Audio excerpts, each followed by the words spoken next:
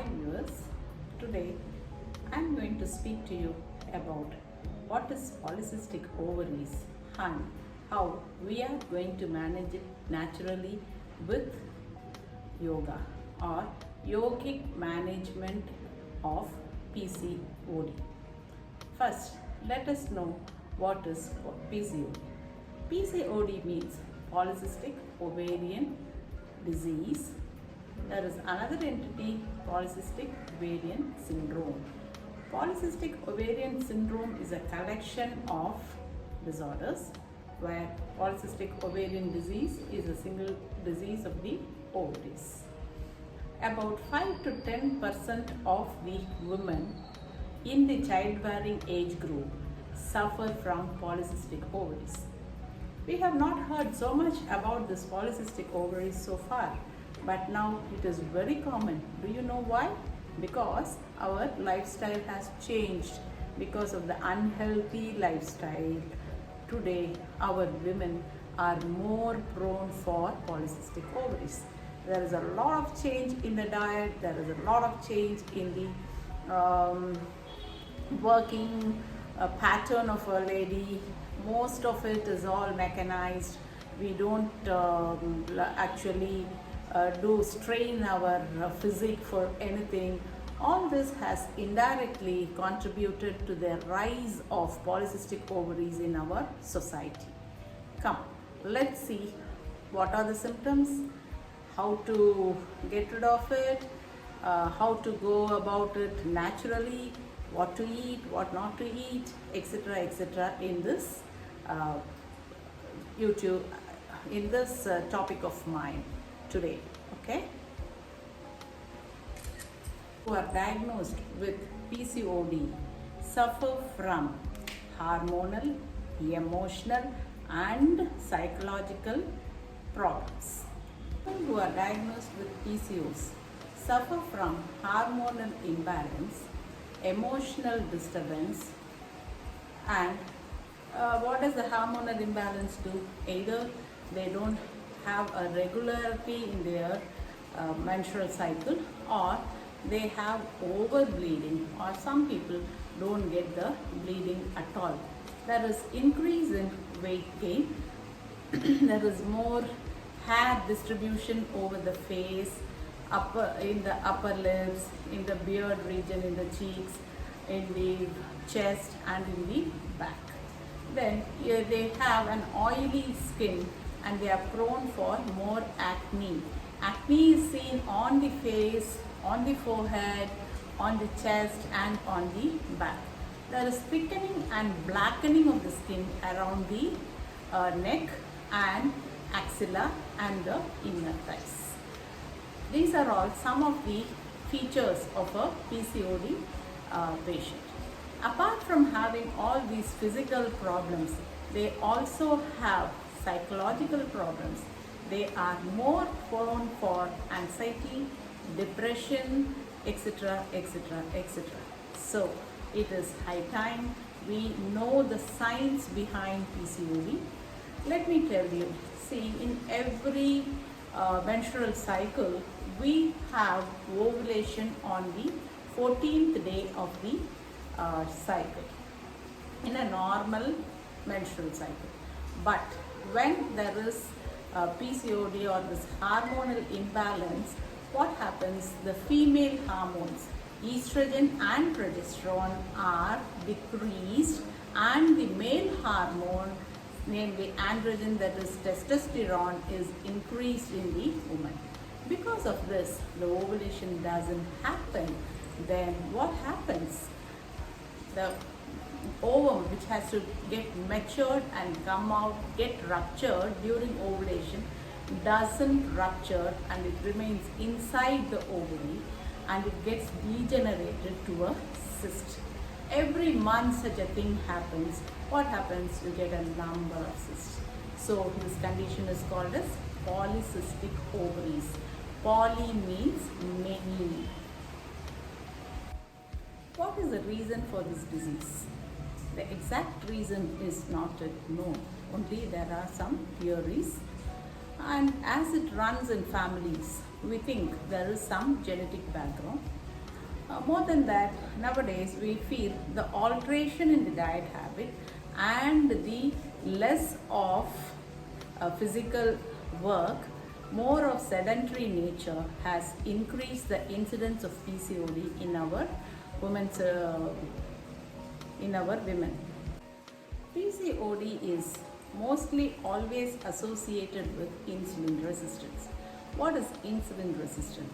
Even if an individual has normal or above normal insulin levels in the blood, the cells cannot utilize this insulin to bring down the blood glucose level.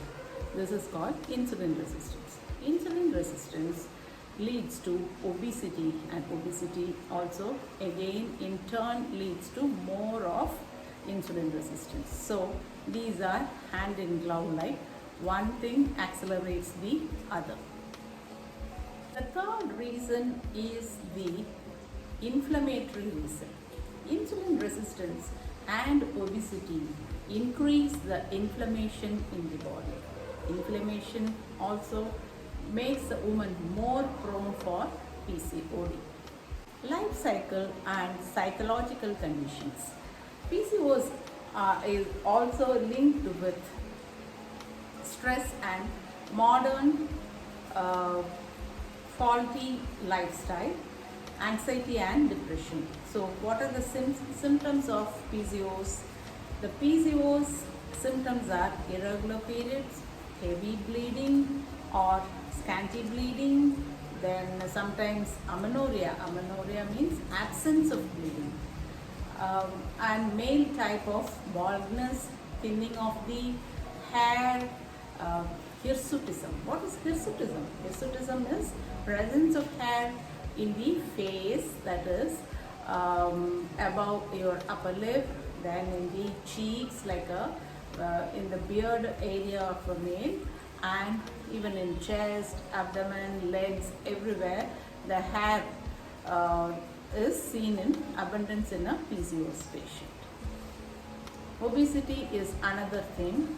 PCOS patient, not that all PCOS are obese, but we can divide PCOS into two varieties. One is obese PCOS and another is thin PCOS.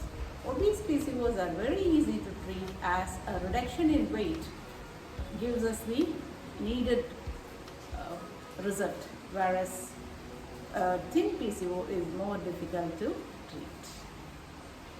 What are the long run complications of PCOS? We are speaking so much about PCOS.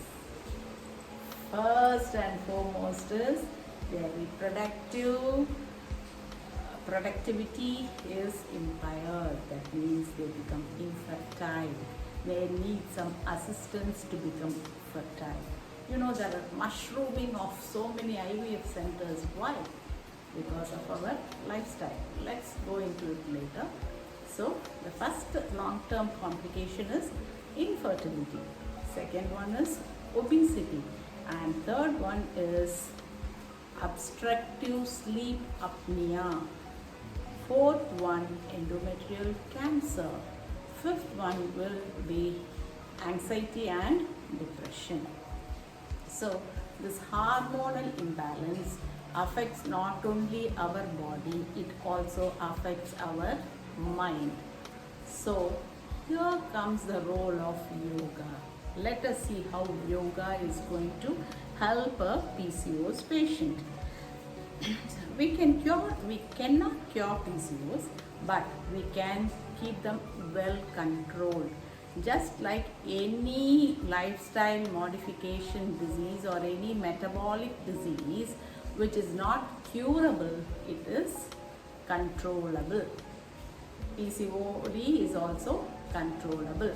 It is very much in the hand of the individual to control her disease, not her disease. Okay, this is where yogic practice plays a big role. First, let us start. See, yoga gives you, reduces your stress and improves the hormonal imbalance, leading to a regularization of your menstrual cycle. Improvement in lifestyle helps in bringing the weight down. This is achieved by the following 4 pillars. Let us start. First is diet and nutrition.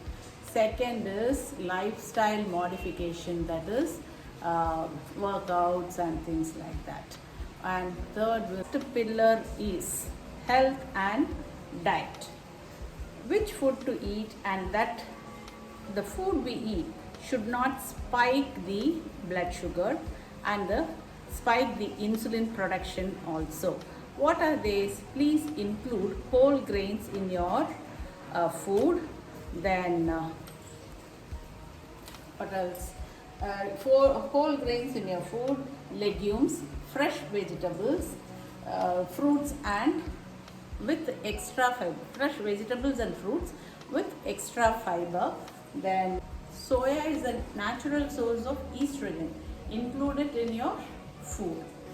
Then several liters of water per day, at least 3 to 4 liters. Keep yourself hydrated. Like chips, biscuits and artificially sweetened drinks. Refined carbohydrates like food, starchy food, and which causes spike in the insulin levels. Avoid drugs, tobacco, alcohol and caffeinated beverages. A person should be careful what he is putting inside his system always, because see, whatever you put inside, that is only going to act, that is only going to maintain your system.